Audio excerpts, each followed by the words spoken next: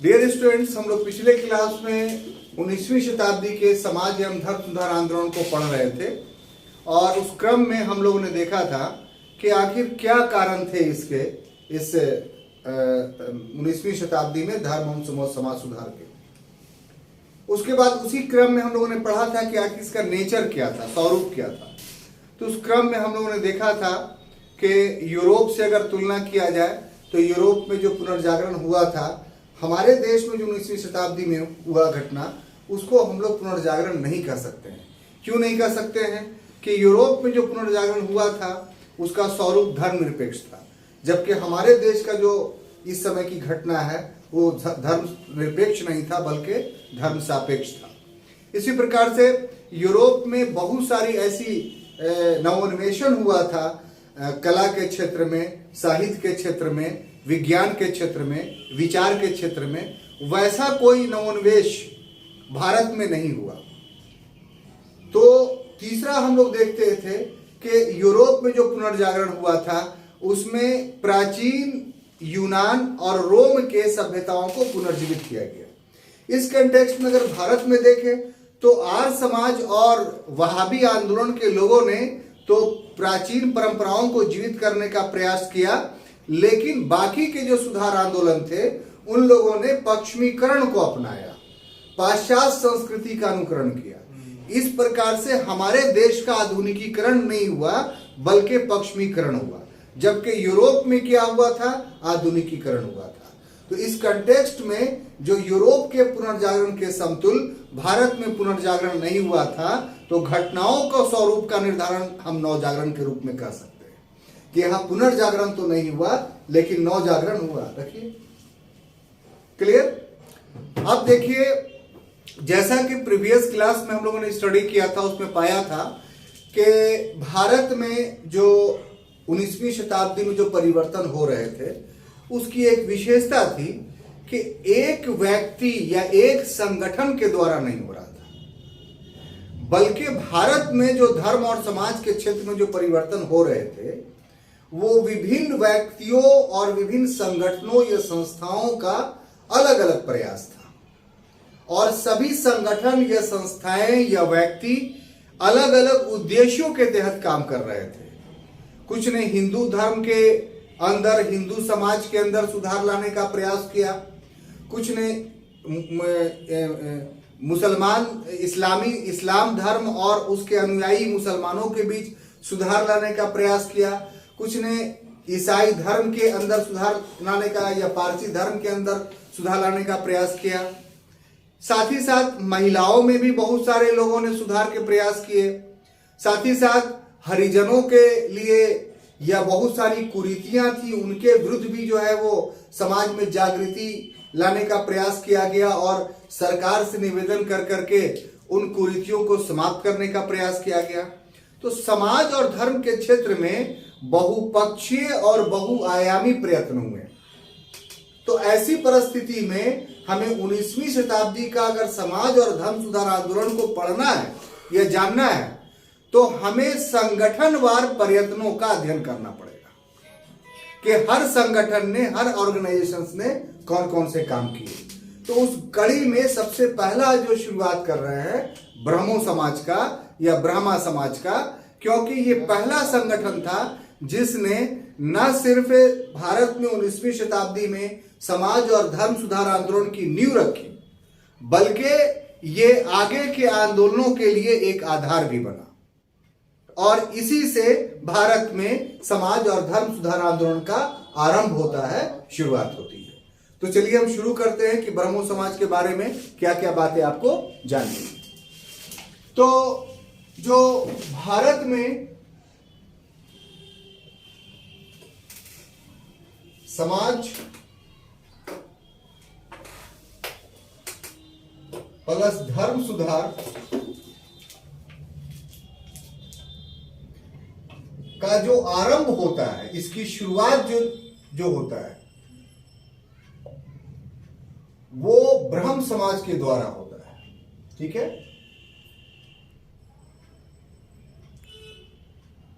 और जहां तक ब्रह्म समाज का प्रश्न है तो ब्रह्म समाज के जो संस्थापक थे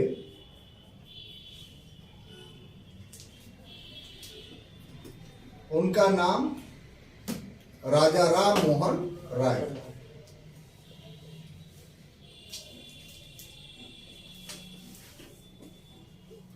चूंकि ब्राह्म समाज ने ही यहां शुरुआत की थी और इसके शुरुआत करने वाले राजा राम मोहन राय थे, इसीलिए इनको कुछ उपमा दी जाती है, कुछ उपाधि दी जाती है इस कारण से। और उपाधि कौन कौन है? तो आधुनिक भारत का पिता इन्हें कहा जाता है, और सुधार आंदोलनों का प्रवर्तक कहा जाता है,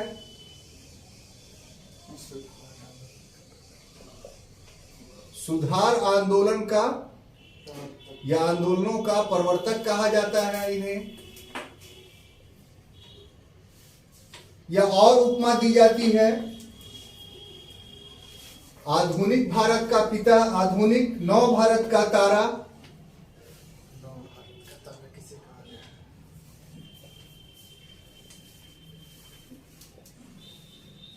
और एक उपमा दी जाती है कि नव जागरण का अग्रदूत, नव जागरण का अग्रदूत। ये चार उपमाएं जो है वो राजा राम मोहन राय के बारे में दी जाती है। क्यों? इसलिए कि जिस समाज ने भारत में समाज और धर्म सुधार आंदोलन की शुरुआत की थी उसके संस्थापक ये थे। अब इसका अर्थ यह हुआ कि हम लोगों को दो चीजों का अध्ययन करना होगा, एक राजा राम मोहन राय के व्यक्तित्व का, और दूसरा कि उनके द्वारा जो स्थापित संस्था है ब्रह्मा समाज, उसके बारे में। यदि इन दोनों का अध्ययन हम लोग कर लेंगे तो हम लोगों का ब्रह्म समाज का, यह कह लीजिए कि भारत में समाज सुधार के प्रवर्तक का विचारधारा या सिद्धांत को जानने में हम लोग को सफलता मिल जाएगी। हम लोग को यह भी पता चलेगा कि कैसे एक व्यक्ति जो था वो भारत के समाज या धर्म को सुधारने का प्रयत्न कर रहा था, आखिर उस पर क्या प्रभाव पड़े, आखिर वो किन लोगों से प्रभावित हुआ और किस ढंग से उसने हिंदू समाज या धर्म में एक महान परिवर्तन लाने की चेष्टा की। और ये भी हम लोग देखेंगे साहब कि वो कहां तक सफल रहा। असल हम लोग को ये देखना है कि ब्रह्मो समाज का जो प्रभाव था वो कितना पड़ा। जो सुधार थे, वो सुधार जो थे के लिए जो आंदोलन चलाया वो तो एक अकाट सत्य था, लेकिन उस सुधार आंदोलन का हमारे समाज पे कितना प्रभाव पड़ा, तो ये एक मूल्यांकन का विषय है। सिविल सर्विस में यही सब प्रश्न जो है वो पूछे जाते हैं। सिर्फ पारंपरिक रूप से जो बातें लिखी हुई हैं पुस्तकों में उसको हम लोग पढ़ लें वही काफी नहीं है, बल्कि उसके सांगोपांग देखना, आगे पीछे देखना, उसके इम्पैक्ट को देखना, उसके प्रभाव को देखना भी हमारे लिए महत्वपूर्ण हो जाता है। क्लियर? तो अब देखिए हम इस पर आते हैं कि जो राजा राम मोहन राय थे, इनका बारे में कि इनका जन्म कब हुआ, एक सिंपल सा बात है। तो जन्म इनका हुआ 22 मई 1774 ईस्वी। ठीक है। उसके बाद हम लोग दूसरा चीज देखेंगे कि स्थान कहां था। तो स्थान था एक राधानगर गांव है। ये राधानगर गांव हुगली जिला में है, और हुगली जिला कहां है? तो पश्चिम बंगाल में। ठीक है। इनके पर पितामह जो थे, पर पितामह का मतलब क्या हुआ? पिता के पापा, परदादा। तो कृष्णचंद्र बनर्जी थे।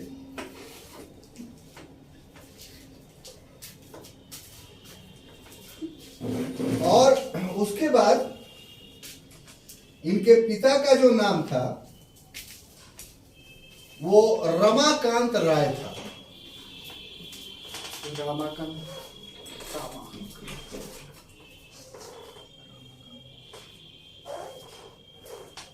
रमाकांत। देखिए साहब, इसमें है कि जब इनका जन्म हुआ तो इनका परिवार एक ब्राह्मण परिवार था।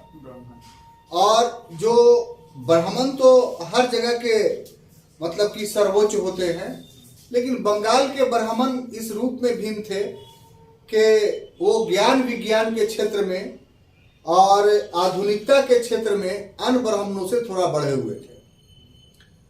साथ ही साथ इनके जो पूर्वज थे राजा राम मोहन राय के, इनका संबंध बंगाल के नवाब से था। यानी बंगाल के नवाब के यहाँ इनके पर पितामह कृष्णचंद्र बनर्जी जो थे वो सेवा दिया करते थे, किसी पद पर थे, और पद में उनका गतिविधि या उनका योगदान इतना अच्छा था कि नवाब ने उन्हें राय राया की पदवी दी थी। तो कालांतर में ये राय राया जो पदवी था उसका सिर्फ एक शब्द राय पदवी के रूप में इस्तेमाल होने लगा। इसलिए उसके बाद जितने भी लोग हुए इनके परिवार में, सभी के नाम के आगे जो है राय लगना शुरू हुआ, जैसे राजा राम मोहन राय। ठीक है। और जो पारंपरिक शिक्षा थी, जिसको प्रारंभिक शिक्षा कहते हैं, वो माँ की गोद में जो है उन्होंने प्राप्त किया। और उस समय की जो स्थिति थी वो ये कि सरकारी नौकरी यदि आपको प्राप्त करना है तो अरबी और फारसी का ज्ञान आपका होना बहुत ही जरूरी है। अगर अरबी फारसी का ज्ञान आपके पास नहीं है तो सरकारी नौकरी आपको नहीं मिलेगी। जैसे अभी के समय में क्या है कि अगर आपको सरकारी नौकरी प्राप्त करनी है तो आपको हिंदी इंग्लिश का ज्ञान होना जरूरी है। अगर हिंदी इंग्लिश का ज्ञान नहीं है तो आपको सरकारी नौकरी नहीं मिलेगी। अमेरिका के लोगों को सरकारी नौकरी उसी को मिलेगी जिसको इंग्लिश का ज्ञान हो। फ्रांस में जो लोग रह रहे हैं उनको फ्रांस सरकार की नौकरी तभी मिलेगी जब फ्रेंच लैंग्वेज की जानकारी हो। तो हर दौर में, हर समय में जो स्थानीय भाषाएं प्रचलित हैं, उन प्रचलित भाषाओं की जानकार ही सरकारी नौकरी के अधिकारी होते थे या होते हैं। बिना भाषा के कोई नौकरी नहीं कर सकता। तो इसलिए ये जो थे, इनका दूसरा जो शुरू होता राजा राम मोहन राय का, वो शैक्षणिक प्रयत्न। ठीक है ना। तो प्रारंभिक तो हमने आपको बता दिया कि उन्होंने जो है वो अपने गांव में ही शिक्षा ग्रहण की, लेकिन शैक्षणिक प्रयत्न के लिए वो पटना आए और पटना में अरबी फारसी का अध्ययन किया। अब जब अरबी फारसी का अध्ययन किया तो इसके परिणाम स्वरूप इस्लाम धर्म से वो प्रभावित हो गए।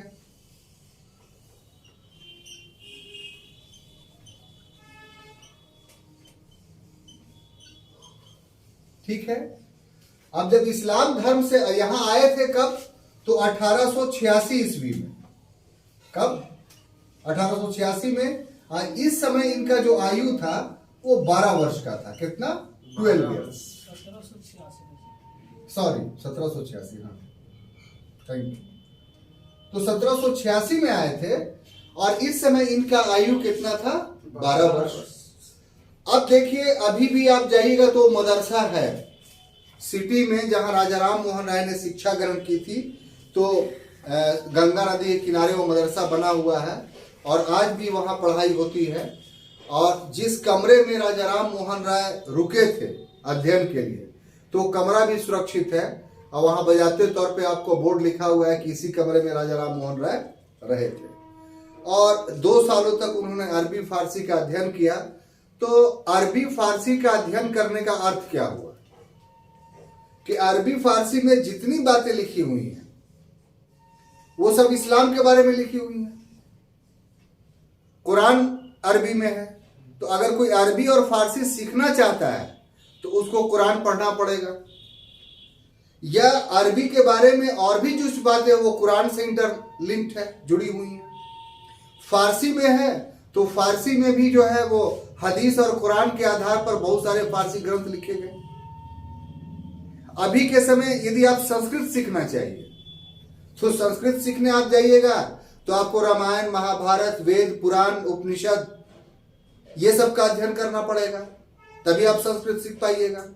पाली भाषा सीखने के लिए जाइए आप तो पाली के लिए आपको बौद्ध ग्रंथ पढ़ना पड़ेगा, जातक ग्रंथ करना पड़ेगा, सुत पीटक, विनय पीटक, अभिधम पीटक का अध्ययन करना पड़ेगा। बात समझ में आ रही कि नहीं? Yes sir. इंग्लिश का बहुत अच्छा ज्ञाता बनना चाहेंगे अभी के समय में तो आपको बाइबल की बहुत सारी चीजें पढ़नी पड़ेंगी, क्योंकि उसके जो अच्छे राइटर थे वो उसी तरफ से आते थे। कहने का अर्थ है कि हर भाषा एक विशेष धर्म के साथ जुड़ा हुआ है। अगर उस भाषा को आप पढ़ने के लिए जाते हैं तो उस धर्म की जानकारी आपको सौम्य हो जाएगी। क्लियर? तो इसलिए उस समय सरकारी नौकरी प्राप्त करने के लिए अरबी फारसी का ज्ञान अनिवार्य था और ये लोग सरकारी नौकरी की आकांक्षा थी इनका परिवार, परदादा भी सरकारी नौकरी कर चुके थे, बाप भी जो है सरकारी नौकरी में थे, तो इसलिए इनकी आकांक्षा थी क्या कि हम सरकारी नौकरी में रहे, तो सरकारी नौकरी के लिए अरबी फारसी का ज्ञान अनिवार्य था। और उस समय अरबी फारसी का सबसे बड़ा केंद्र कोई था तो पटना था, इसीलिए वो पटना में पढ़ने आए। और पढ़ने आए तो अरबी फारसी का जब अध्ययन करने लगे तो इस्लाम के निकट संपर्क में आए। वो इस्लाम के निकट संपर्क में आने के बाद वो एक ईश्वरवादी हो गए। अब यहां पर आपको देखना यह है कि एक ईश्वरवादी हुए तो कैसे हुए, क्या प्रभाव उन पर पड़ा, यहीं से टर्निंग पॉइंट है। और आगे चल करके अन्य धर्मों का भी वो अध्ययन करते हैं और फिर धर्म के क्षेत्र में उनका एक तुलनात्मक विचार बन जाता है। और फिर तुलनात्मक विचार बनने के बाद वो तादात्म्य स्थापित करते हैं अपने धर्म से, और तब एक नया चीज उभर करके सामने आता है, ब्रह्मो समाज। ये सब कैसे कैसे हुआ, और ये एक ऐब था, एक बुराई थी जो हमारे समाज में एक रूढ़िवादिता के रूप में हमारे समाज को जड़ बना चुकी थी। राजा राम मोहन राय ने वैचारिक आधार पर एक ऐसा बहस छेड़ा जिसका प्रभाव समाज और धर्म दोनों पर पड़ा। वो कैसे कैसे पड़ा ये हम लोग पढ़ेंगे। तो अब देखिए कि ये इस्लाम धर्म से प्रभावित हुए, और जब इसके बाद वो 1789 ईस्वी में प्रभावित हुए, तो इसके बाद 1789 ईस्वी में जब 15 वर्ष के हुए तो पढ़ने के लिए लगभग 3 साल तक पटना में रहे, 3 साल पढ़े। तो उसके बाद जब घर वापस लौटे तो इसके बाद इनका परिवार से अनबन हो गया। क्या हो गया? परिवार से अनबन हो गया। अनबन किस मुद्दे पे हुआ कि परिवार हिंदू धर्म का मानने वाला था, मूर्ति पूजा का उपासक था, बहुत सारे देवताओं की पूजा कर रहा था। राजा राम मोहन राय जब गए अपने परिवार पर वापस, तो उन्होंने जो है वो एक ईश्वरवाद की बात करनी शुरू कर दी, मूर्ति पूजा के विरुद्ध बात करनी शुरू कर दी। इसका अर्थ ये नहीं था कि राजा राम मोहन राय मुसलमान बन गए थे, ये इस्लाम धर्म ग्रहण कर लिए थे। बात समझिए आप, एकेश्वरवाद और मूर्ति पूजा का विचार ग्रहण किया उन्होंने इस्लाम से, ये बात सच है, लेकिन यह भी बात सच है कि उन मुसलमान नहीं बने, और यह भी बात सच है कि वो अपना यह विचार जो उनको इस्लाम के जरिए मिला था उस पर कायम रहे, और आगे चल करके हिंदुइज्म से उन्होंने तादात्म्य स्थापित किया। इसी को हम लोगों को इस क्लास में समझना है। अगर इसको हम समझ लेंगे तो धार्मिक विभेद को समाप्त करने में बहुत हद तक हम सफल होंगे। तो इस 15 वर्ष की आयु में 1789 ईस्वी में उन्होंने एक पुस्तिका छोटी सी लिखी। इस पुस्तिका लिखने का उद्देश्य क्या था कि वो एकेश्वरवाद को प्रमाणित करना चाह रहे थे। अब ऐसी परिस्थिति में परिवार से अनबन हो गई तो 15 वर्ष की अवस्था में ये घर छोड़कर चले गए। तो इस अवस्था में जो 15 वर्ष की अवस्था थी, उसके बाद यानी 1789 से लेकर के 1789 से लेकर करके 1903 ईस्वी, ये जो पीरियड है, तो इस पीरियड में वो कहां कहां गए? तो वो हिमालय गए, ठीक है ना, तिब्बत गए और बनारस गए, ठीक है। यहां हिमालय और तिब्बत में उन्होंने बौद्ध धर्म का अध्ययन किया। किसका? बौद्ध धर्म का। और बनारस में उन्होंने हिंदू धर्म का अध्ययन किया। हिंदू धर्म में पैदा हुए थे वो, लेकिन बाज़ाब्ते तौर पे अध्ययन नहीं किया था। तो इस निर्वासन के कई दौर में, जो ये निर्वासन का इनका पीरियड है 1789 से 1903 तक, इसको समझने की जरूरत है। तो हिमालय की तराई में गए तो क्या हुआ? तो हिमालय के तराई में हमेशा से, शुरू से ही साधुओं का बसेरा रहा करता है, आज भी। Yes sir. और ये साधु कौन होते हैं? तो ये योगी साधु होते हैं। योगी समझते हैं? तपस्वी। इनके अंदर हम लोग उनको हिंदू या अन्य विचारधाराओं में बांट कर देखते हैं। वास्तविक रूप से अगर उनके निकट जाइएगा, एक आभा, तो उनके पास एक मात्र उद्देश्य है कि ईश्वर की प्राप्ति। सांसारिकता से वो पूरी तरीके से एक विमुख व्यक्ति होता है। संसार से उसको कोई मतलब नहीं होता है, न उसका घर होता है, न उसको प्रतिदिन के नित्य भोजन की चिंता होती है, न ही उस पर मौसमों का असर होता है, गर्मी सर्दी पानी का। और वो इन सभी से मुक्त होकर करके ईश्वर की प्राप्ति में लीन रहता है। तो इस तरीके से योगी में या योगी के व्यक्तित्व में कह लीजिए, हम लोगों को एक अजूबापन दिखाई पड़ता है, एक यूनिकनेस दिखाई पड़ता है। क्या यूनिकनेस? तो यूनिकनेस, विचित्रता, अजूबापन इस बात का दिखाई पड़ता है कि आम व्यक्ति जो समाज में रह रहा है, उस पर साहब मौसम का असर होता है, नहीं होता है? अभी ठंडा हो गया था, आप गर्म स्वेटर पहने हुए हैं, जैकेट पहने हुए हैं, है कि नहीं? गर्मी होता है तो एसी, कूलर, पंखा, ये सब का इस्तेमाल करते हैं। ये जीवन गुजारने का लक्ष्य आपका होता है कि भाई इतना मेहनत से पढ़ रहे, रात भर पढ़ते हैं कि आईएएस बने, आईपीएस बने, समाज में एक रुतबा हो, डॉक्टर बने, इंजीनियर बने, पैसा कमाए, बड़ी बड़ी बिल्डिंग बनाए। 99.9% कह लीजिए लोगों का लक्ष्य यही है, और वही उनको सफलता दिखाई पड़ती है। अगर संसार के इन सभी चीजों को हम प्राप्त कर लिए तो इसका अर्थ क्या हुआ? हम सफल हो गए। लेकिन हिमालय की तराई में प्राचीन काल से रह रहे योगियों का लक्ष्य ये नहीं है। इसलिए योगियों का व्यक्तित्व विचित्र है, यूनिक है।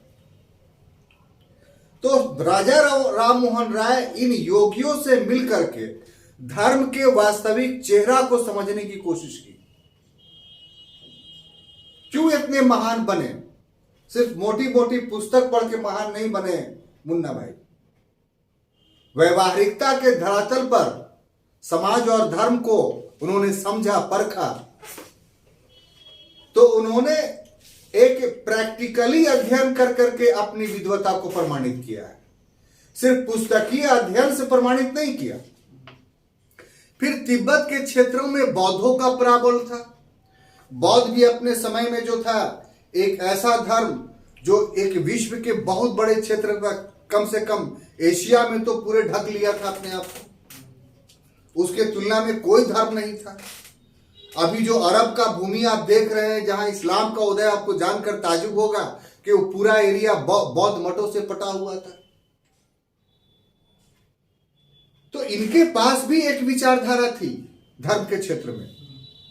और सबसे महत्वपूर्ण बात यह है कि जो तिब्बत का इलाका था वो आज भी जो है एक आध्यात्मिक राजधानी मानी जाती है, स्पिरिचुअल कैपिटल। ये सिर्फ बौद्ध धर्म का नहीं, पूरे स्पिरिचुअलिटी का, पूरे अध्यात्म का। तो अध्यात्म को बहुत नजदीक से गौतम बुद्ध ने वहां जाकर के समझा। कहां? तिब्बत। फिर भी उनको त्राण नहीं मिल रहा था। वो सभी धर्मों को समझना चाहते थे। तो ऐसे में लौट करके फिर बनारस आए। और बनारस जब आए तो एक उद्देश्य के तहत कि हम जिस धर्म में पैदा हुए वो धर्म कैसा है। तो बनारस हिंदू धर्म और संस्कृति का उस समय केंद्र था। तो वहां उसने सारे वेदों का, उपनिषद का, पुराणों का क्रमबद्ध अध्ययन किया। तो इस तरीके से उन्होंने अपने धर्म को भी समझा। और 1803 तक आते आते तुलनात्मक धर्मशास्त्र के वो ज्ञाता बन गए प्रैक्टिकली। इस 1803 गलत लिखा है, 1803 समझिए, इसको कर देते हैं, वो होता है पढ़ाई में। तो इस पीरियड में यानी 1789 से 1803 तक की गतिविधि हमने बताया आपको। अब देखिए, ये उनका समझ जाइए कि प्रारंभिक जीवन था। अब इस जीवन के बाद वो दूसरे लाइन में आते हैं। वो उनका जो क्षेत्र था वो था सरकारी सेवक के रूप में। ठीक है, हेडिंग बना देते हैं तो आपको समझ में आएगा। क्या? सरकारी सेवक के रूप में।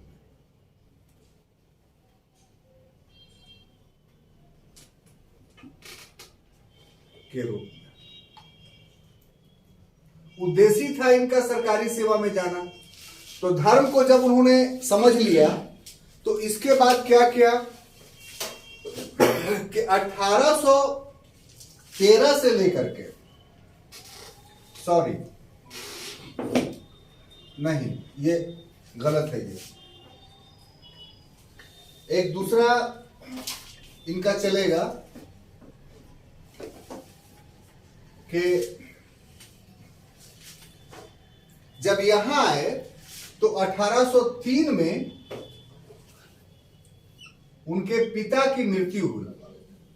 ठीक है, पिता की मृत्यु हुई।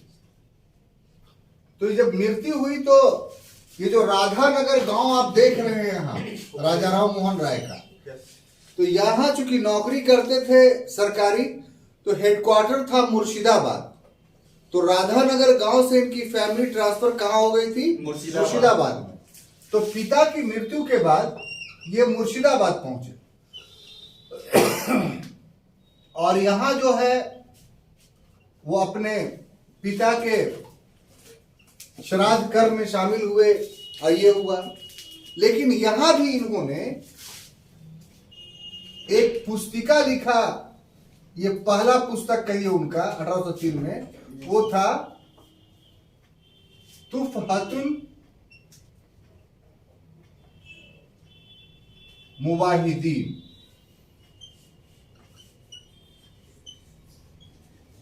इसका इंग्लिश वर्जन है द गिफ्ट ऑफ मोनोथिस्ट। ठीक है। अब देखिए यहां क्या हो रहा है कि शुरू में इस्लाम का अध्ययन क्या रहे हिंदू, बाद में योगियों से मिले रहे हिंदू, फिर बौद्धों से मिले रहे हिंदू, ये नहीं कि बौद्ध बन गए। उसके बाद हिंदू धर्म ग्रंथों का अध्ययन किया। लेकिन जो पटना में उन पर एकेश्वरवाद का और मूर्ति पूजा के विरोध का प्रभाव पड़ा था, वो हिंदू धर्म ग्रंथों के पढ़ने के बावजूद वो मिटा नहीं। इसका मतलब क्या हुआ कि इतने अध्ययन के बाद उन्होंने, उनके मस्तिष्क में ये बात और जड़ कर गई कि बहुदेववाद, पॉलीथिज्म किसी भी तरीके से सही नहीं। संसार का निर्माता एक है और सिर्फ उसी की उपासना होनी चाहिए, और इस एतबार से मूर्ति पूजा एकदम गलत है। तो राजा राम मोहन राय ने जो तुफतुल मुवाहिदीन लिखा, द गिफ्ट ऑफ मोनोथिस्ट लिखा, ये ऐसी बात नहीं है कि सिर्फ इस्लामी बातों को लिखा, बल्कि इस पुस्तक में इस बात को प्रमाणित किया कि संसार के जितने भी धर्म हैं वो सभी धर्म एकेश्वरवादी हैं, मोनोथिस्ट है। सिर्फ ये नहीं कि इस्लाम धर्म में ये बात लिखी हुई है। और ऐसे परिवेश में जब गिफ्ट ऑफ मोनोथिस्ट आया, तुफतुल मुवाहिदीन पुस्तक आई, तो उसके बाद उनके विचार काफी प्रकांड रूप से स्थापित हुए। अब जब ये हो गया तो उनका जो उद्देश्य था वो क्या था? सरकारी सेवक के रूप में, सरकारी सेवक के रूप में। अब इसमें देखिए कि क्या होता है उनके व्यक्तित्व में।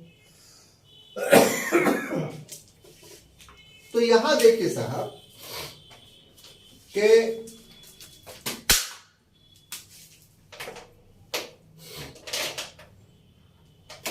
1803 से लेकर के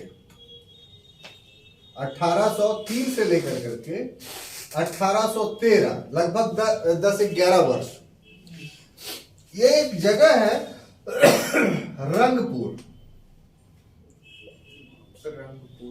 ठीक है। रंगपुर वर्तमान समय में अगर आप बोलिएगा तो बांग्लादेश का एक जिला है। ये सब भी जानते रहिए, किताबों में नहीं है ये, लेकिन वो ऑब्जेक्टिवली पूछ सकता है, पूरा डिटेल्स देखेगा, बोलेगा रंगपुर है कहाँ पे। तो अगर सिर्फ पुस्तकीय ज्ञान रहेगा तो आप नहीं मान पाएगा। आप बोलिएगा कि रंग तो होगा इंडिया में कहीं, इंडिया का बहुत सा चीज दे देगा, आप कंफ्यूज नहीं, बांग्लादेश में भी है। तो यहां जो है वो यानी राय, राजा राम मोहन राय राजस्व अधिकारी बने। क्या?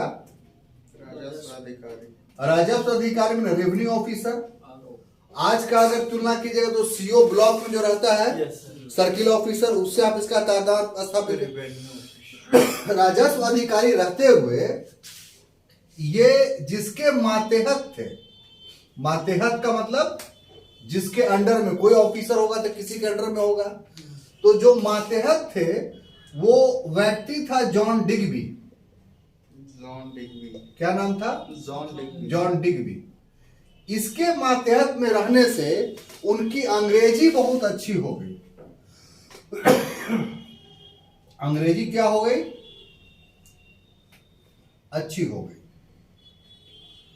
और इतनी अच्छी हो गई कि बेंथम ने प्रशंसा की।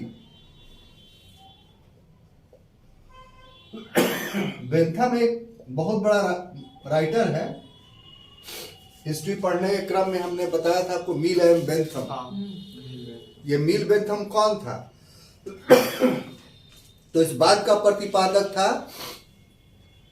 कि साहब जो भारतीय सभ्यता संस्कृति बहुत निम्न कोटि की है और ब्रिटिश सभ्यता बहुत ऊंची है, और ये लोग व्हाइट मैन बर्डन पॉलिसी के समर्थक थे, यानी एंटी इंडियन था। कौन? बेंथम। भारत विरोधी विचारक था ये। तो जब एक लेटर राजा राम मोहन राय का इसके हाथ लगा और उसकी इंग्लिश पढ़ी, तो उसने कहा कि चूंकि इसमें एक हिंदू का नाम लिखा हुआ है, इसीलिए हम ये नहीं कह सकते हैं कि ये बहुत अच्छे इंग्लिश राइटर का चिट्ठी है। अगर एक हिंदू का नाम नहीं होता तो हम ये समझते कि किसी बड़े इंग्लिश पोएट या राइटर का ये लेटर है। इसका अर्थ ये हुआ कि इंग्लिश जानना समझना दूसरे भाषा भाषी के लोग करते हैं, लेकिन उसमें एक बात रह जाती है कि वो मूल जो उस भाषा के यानी अंग्रेजी के जानकार हैं उसके समतुल्य वो नहीं पहुंच पाते हैं। जैसे एग्जाम्पल के तौर पर कोई अंग्रेज हो, वो हिंदी सीख ले, लेकिन हम लोग के तरह हिंदी बोल लिख नहीं सकता है। उसी तरह कोई भारतीय अंग्रेजी सीख ले, कोई शेक्सपियर नहीं हो सकता है। लेकिन राजाराम मोहन राय की विद्वता या प्रतिभा ऐसी थी कि वो शेक्सपियर बन चुके थे। कहने का बेंथम का मतलब यही था कि अगर आप नाम लिख करके नहीं भेजते तो हम तो समझते कि एक बहुत बड़ा अंग्रेज ना लिखा है।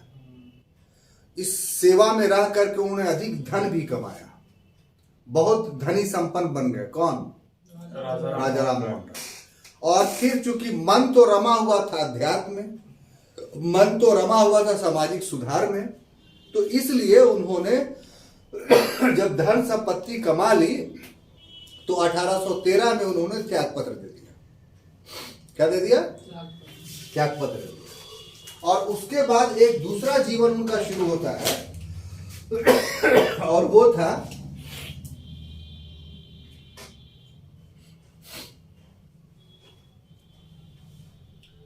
आत्मीय सभा की स्थापना उन्होंने की। तो फिर क्या हुआ साहब? आत्मीय सभा के साथ हाँ, कि 1813 में सरकारी सेवा से अवकाश ग्रहण किया।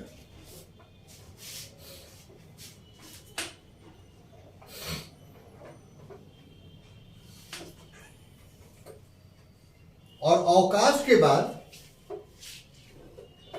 थे तो रंगपुर में, लेकिन अस्थायी रूप से कलकत्ता चले आए। अस्थायी रूप से कलकत्ता चले में निवास ग्रहण किया और यहां कलकत्ता में रहते हुए 1814 ईस्वी में उन्होंने आत्मीय सभा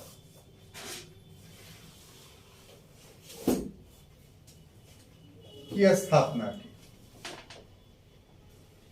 और ये जो आत्मीय सभा था 1819 ईस्वी में विलुप्त हो गया, समाप्त हो गया।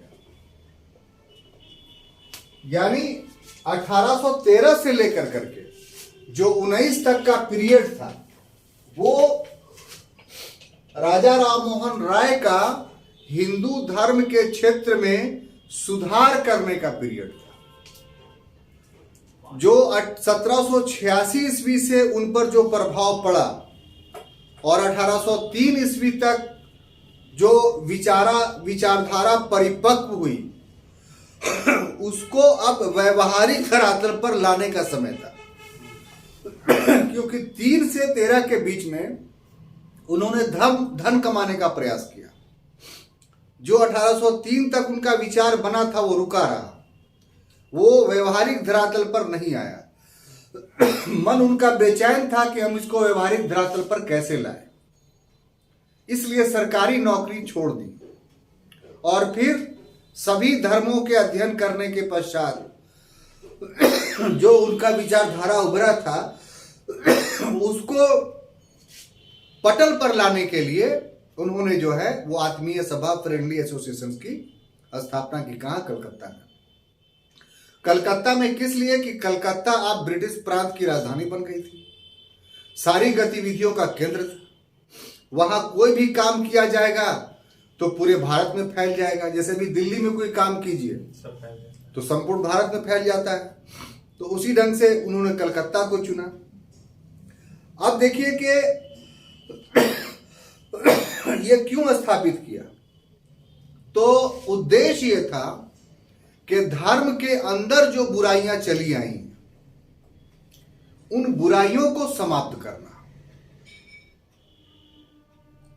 और बुराइयां क्या आ गई थी?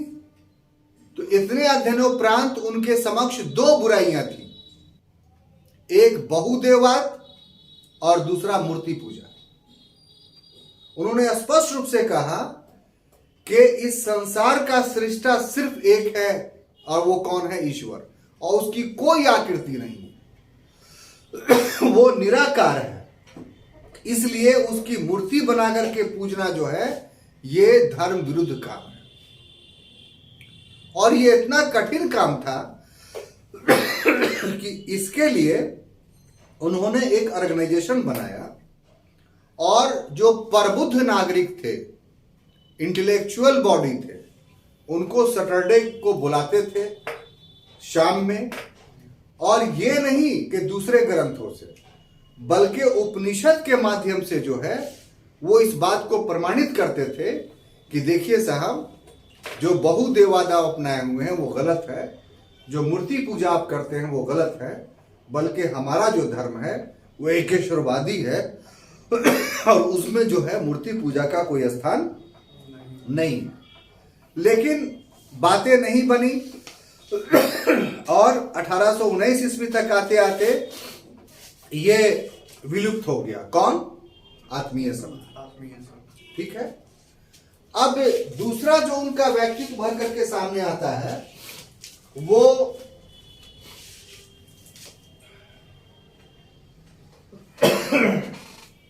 ईसाई धर्म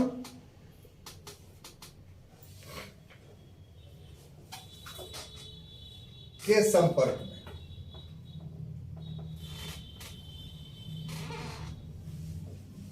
ठीक है। तो देखिए छात्रों, जब हिंदू धर्म पर ये बात कर रहे थे तो उस पर आलोचना कर रहे थे वो, यही ना आप कहेंगे? हिंदू धर्म पर जो आलोचनात्मक दृष्टिकोण था राजा राम मोहन राय का,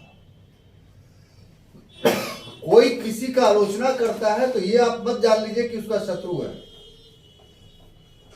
बल्कि आलोचनात्मक दृष्टिकोण मित्र भी अपनाता है अगर वो उसका शुभचिंतक है। तो हिंदू धर्म के प्रति जो आलोचनात्मक दृष्टिकोण अपनाया किसने? राजा राम मोहन राय ने। राजा राम मोहन राय ने।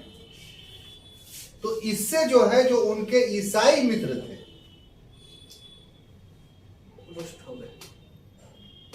वो प्रसन्न हो गए। प्रसन्न हो जाएंगे कि वो हिंदू धर्म से जो है वो खुश है। तो प्रसन्न किस लिए हुए? कि ईसाई मित्र चाहते थे कि राजा राम मोहन राय को ईसाई बना लें।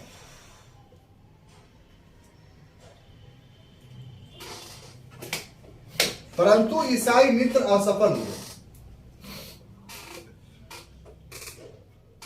क्या हो गए? असफल। क्यों? क्योंकि राजा राम मोहन राय के द्वारा 1821 ईस्वी में 1821 में यूनिटेरियन मिशन की स्थापना की गई। अब देखिए यहां पर क्या हुआ कि जब हिंदू धर्म की आलोचना वो करने लगे तो ईसाई मित्र प्रसन्न हो गए कि साहब हम लोग एक हिंदू को ईसाई बना लेंगे। लेकिन उनका ये सोचना गलत था, बल्कि वो अपने धर्म में घुसे हुए कुरीतियों को समाप्त करना चाहते थे। वो हिंदू धर्म को छोड़ना नहीं चाहते थे और उनका ये उद्देश्य था कि हिंदू धर्म में ही एकेश्वरवादी विचारधारा पाया जा रही है और ये सबसे प्राचीन धर्म है, इसलिए नवीन धर्मों की हमें कोई आवश्यकता नहीं है। और जहां तक हिंदू धर्म का प्रश्न, ईसाई धर्म का प्रश्न है, तो ईसाइयों पर एक गहरा प्रहार किया राजा राम मोहन राय ने। और वो गहरा प्रहार क्या किया कि तुम जो ईसा मसीह को ईश्वर का पुत्र मानते हो वो गलत है। ईसा मसीह कोई दैवीय शक्ति नहीं थे, एक सामान्य मनुष्य थे और वो भी धर्म में फैले हुए कुरीतियों को दूर कर रहे थे। और तुमने जो ईसा मसीह को ईश्वर का पुत्र बना दिया, ये ईसाई धर्म के न्यू टेस्टामेंट के विरुद्ध है। यानी ईसाइयों के अंदर घुसे कुरीतियों को भी राजा राम मोहन राय ने ईसाइयों के समक्ष प्रमाणित कर दिया। अब परिणाम क्या हुआ कि एक बहुत काबिल व्यक्ति था जिसका नाम था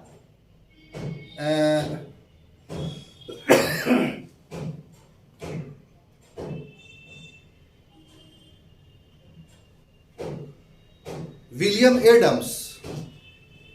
तो वो उनके बातों को सुन करके वो भी जो है उनके मत का अनुयायी हो गया और विलियम एडम्स के कहने पर ही इन्होंने यूनिटेरियन मिशन की स्थापना की कि हम ईसाइयों के अंदर भी सुधार करेंगे।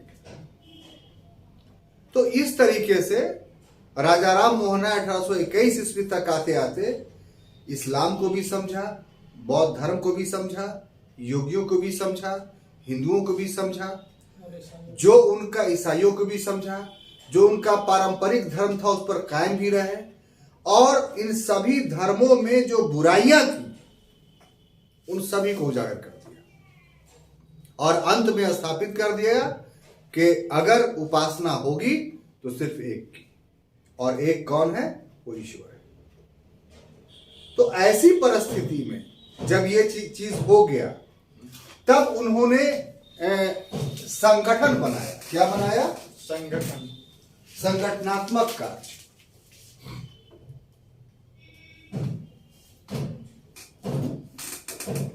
तो संगठनात्मक कार्य के अंतर्गत जो दो चीजें आती हैं, एक चीज तो आता है कि 1824 ईस्वी में कब 24 में उन्होंने वेदांत कॉलेज की स्थापना की। वेदांत किस चीज की? वेदांत कॉलेज की। और 1828 ईस्वी में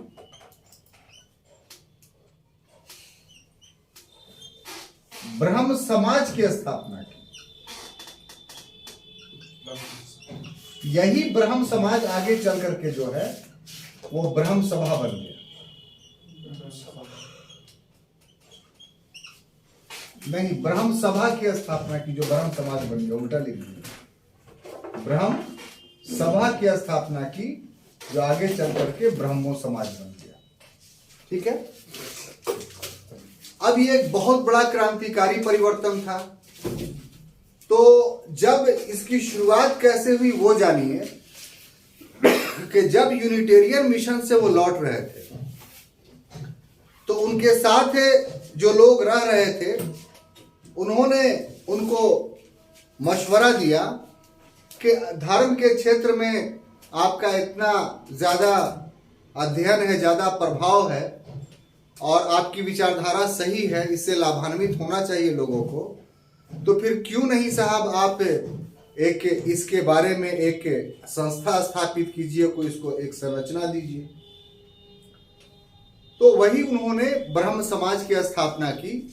तो शुरुआत जो हुआ था वो अस्थायी रूप से चितपुर रोड में किराए का मकान लिया गया और वहां जो है एक कमरे में इसका शुरुआत हुई कलकत्ता में। और होता क्या था कि शनिचर के दिन शाम 7 से 9 बजे रात तक जो प्रबुद्ध नागरिक होते थे, खासतौर से ब्राह्मण, तो उनको एक बंद कमरे में रखा जाता था और पर्दे के पीछे एक व्यक्ति उपनिषद पढ़ता था और दूसरा, चूंकि उपनिषद संस्कृत में लिखा हुआ रहता था, तो दूसरा व्यक्ति उसका बंगला भाषा में अनुवाद करता था। और इस ढंग से इसकी शुरुआत राजा राम मोहन राय ने। इसके अतिरिक्त उनका और भी बहुत सारा कंट्रीब्यूशंस है, जैसे हिंदू संस्कृति को बढ़ावा देने के लिए 17 में उन्होंने एक डच घड़ी साज के सहयोग से हिंदू कॉलेज की स्थापना की कलकत्ता में। हिंदू कॉलेज जो वर्तमान समय में प्रेसिडेंसी कॉलेज के नाम से जाना जाता है और कलकत्ते का सबसे बड़ा कॉलेज है। समाज के क्षेत्र में वो सबसे ज्यादा जो प्रभावित थे या दुखी थे कह लीजिए कि 1813 ईस्वी में उनके एक बड़े भाई थे तो बड़े भाई की जो पत्नी थी वो 1813 ईस्वी में उनका देहांत, बड़े भाई का 1813 में देहांत हो गया। और देहांत हुआ तो उनकी जो पत्नी थी, इनकी भाभी, तो उनको सती होते हुए उन्होंने देखा था अपने आंखों से। तो इसका उनके मस्तिष्क पे बहुत बुरा प्रभाव था। तो ये शुरू से ही जो सती प्रथा के घोर विरोधी बन गए और तय कर लिया कि हमें इसे किसी भी तरीके से समाप्त करना है। तब ऐसी परिस्थिति में क्या किया उन्होंने, तो एक हस्ताक्षर अभियान चलाया, फिर एक समाचार पत्र निकाला जिसका नाम था संवाद कौमुदी। यह संवाद कौमुदी 1814 में उन्होंने प्रकाशित कर किया और उस संवाद कौमुदी के माध्यम से ये जो सती प्रथा थी इसके खिलाफ एक जन जागरण अभियान चलाया। सिर्फ ये नहीं कि ऐसे ही लिख करके किसी सती प्रथा खत्म करो जाहिलों के तरह, अकाट्य प्रमाणों के आधार पर जो हिंदू धर्म ग्रंथ थे उन धर्म ग्रंथों के आधार पर इसको प्रमाणित किया कि सती प्रथा कभी भी हिंदू धर्म का अंग नहीं रही है, ये बाहर से जुड़ी हुई चीजें। और मौका इसको तब मिल गया राजा राम मोहन राय का जब लॉर्ड विलियम बेंटिक 1828 ईस्वी में भारत का गवर्नर जनरल बन करके आया और ये काफी प्रगतिशील व्यक्ति था, प्रोग्रेसिव था। तो उससे मिल करके और याचना दे करके लोगों का हस्ताक्षर करवा करके जब दिया तो लॉर्ड विलियम बेंटिक भी उदारवादी था और प्रगतिशील था, इसलिए उसने 17वें अधिनियम 70th एक्ट के तहत जो है वो इस कुप्रथा को, सती प्रथा को समाप्त कर दिया। 1829 में इस 17वें अधिनियम को लागू किया गया बंगाल में और 1830 में अगले वर्ष पूरे भारत में इसको लागू कर दिया गया और इस तरीके से 1830 से सती प्रथा पूरे भारतवर्ष में प्रतिबंधित हो गई। तो ये काफी जो है बड़ी उपलब्धि थी किसकी, राजा राम मोहन राय की। वो अंतर्राष्ट्रीयतावाद के भी समर्थक थे, सिर्फ ये नहीं कुपमंडूक थे, सिर्फ भारत में ही सीमित रहना चाहते थे, बल्कि उनका हृदय विश्व मानवता के लिए धड़कता था। इसका पता कब चलता है कि जब नेपल्स में 1820 ईस्वी में आंदोलन हुआ। नेपल्स जानते हैं कहां है, इटली का एक शहर है। तो इटली अभी आप देख रहे हैं एक देश है, उस समय इटली लगभग 300 छोटे छोटे भागों में बटा हुआ था और 1821 में 1821 में इटली में एक आंदोलन चला। किस बात का, तो इटली जोड़ो आंदोलन। अब वो विफल हो गया। तो इसकी शुरुआत नेपल्स में हुई थी। नेपल्स में एक रेवोल्यूशन हुआ था वहां के शासक के खिलाफ और सफलता कब मिली, तो काबूल और मेजनी के द्वारा इटली को एकीकृत करने में सफलता मिली 1871 में। तो जो 1871 में इटली एक हुआ उसकी शुरुआत कहां कब हुई थी, नेपल्स में 1821 में। अब वो विफल हो गई तो बड़ा दुखी हुआ। लेकिन वही 1823 में स्पेनिश अमेरिका का मतलब हुआ क्यूबा और पोर्टोरिको। क्यूबा और पोर्टोरिको जो है कहां है, तो लैटिन अमेरिकी देश है या कह लीजिए मध्य अमेरिकी देश है, ज्योग्राफी में आपको पढ़ा चुके हैं। तो यहां स्पेन से आजादी इन लोगों ने प्राप्त की। तो उसमें राजा राम मोहन राय बहुत खुश हुए और रात्रि भोज का आयोजन किया। क्यूबा और पोर्टोरिको से तो कोई मतलब उनको नहीं था, नेपाल से तो कोई मतलब नहीं था, लेकिन वहां मानवता को जीत मिली थी तो वो प्रसन्न हुए और एक जगह मानवता को हार मिली तो दुखी हुए वो। इसका मतलब यह था कि अंतर्राष्ट्रीयता से काफी जुड़े हुए थे। अब देखिए साहब, ऐसी परिस्थिति में 1830 का जब समय आया तो हवा चली कि 1833 का नया अधिनियम बनने वाला है और वे नया अधिनियम में बहुत सारे सुधार करवाना चाहते थे, इसलिए वो लंदन चले गए। जाने से पहले उस समय का जो मुगल बादशाह था जिसका नाम था अकबर द्वितीय, इससे मिले तो अकबर द्वितीय ने उनको राजा की उपाधि दी। यही राजा। हाँ, राम मोहन राय उनका ओरिजिनल नाम था। जो राजा राम मोहन राय बोलते थे, ये अकबर द्वितीय द्वारा दी गई उपाधि। क्लियर? अब जो उपाधि मिल गई तो उपाधि उन्होंने अपने लालच में दिया था। लालच क्या था कि आपको पता है कि मुगल सम्राट शाह आलम द्वितीय से क्या हो गया था, पेंशन याफ्ता हो गया था, आमदनी इन लोग की खत्म हो गई थी। तो शाह आलम द्वितीय को अंग्रेजों ने पेंशन देना शुरू किया। तो ये अकबर द्वितीय उसके बाद बना, तो अकबर द्वितीय का पेंशन बंद हो गया था। तो अपने पेंशन को चालू करवाने के लिए वास्तव में ये राजा राम मोहन राय को अकबर द्वितीय भेजना चाहता था कि आप ब्रिटेन जाइए, क्योंकि बहुत बड़े इंग्लिश दा है, अंग्रेजों के बीच आपके अच्छे पैठ है, आपकी बड़ी इज्जत है, तो हमारा पेंशन चालू करवा दीजिए। माने कितना मजबूर हो गया था उस समय मुगल शासन, इसी से आप अंदाजा लगा लीजिए। और विद्वता की कितनी कद्र हो रही थी उस समय, इसका अंदाजा आप लगा सकते हैं। तो खैर दोनों कामों से, यानी मुगल सम्राट अकबर द्वितीय के पेंशन को चालू करवाने के लिए और भारत के लिए ये 1833 के जो अधिनियम बनने वाला है उसमें भारत के पक्ष में वो बने, ये दो काम के लिए राजा राम मोहन राय लंदन पहुंचे। लंदन पहुंचे तो बहुत जगहों पे उनका अलग अलग स्थानों पे स्वागत हुआ। 3 साल तक वहां रहे। रॉबर्ट ओवन जो सहकारिता आंदोलन का बहुत बड़ा संस्थापक या नेता कह लीजिए, उससे उन्होंने वार्तालाप की, भेंट की, वो भी बहुत प्रभावित हुआ। ब्रिटिश सम्राट से भी जॉर्ज चतुर्थ से मिले वो, और मिलने के बाद जो है अपना पक्ष रखा। इसी बीच 1833 में उनकी मृत्यु हो गई, और जब मृत्यु हुई तो वही उनका अंतिम संस्कार कर दिया ब्रिटेन में। तो ये प्रश्न भी आता है कि राजा राम मोहन राय की समाधि कहाँ है, तो वो भारत में आप मत कर दीजिएगा, बल्कि राजा राम मोहन की समाधि इंग्लैंड के ब्रिस्टल शहर में है, वहीं उनका देहांत हुआ था।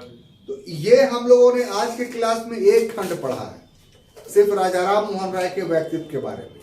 अब कल के क्लास में हम लोग देखेंगे कि जो ब्राह्मो समाज था उसका क्या काम करने का ढंग था, क्या उसका उद्देश्य था, और ब्राह्मो समाज फिर ग्रेजुअली धीरे धीरे कैसे आगे बढ़ा।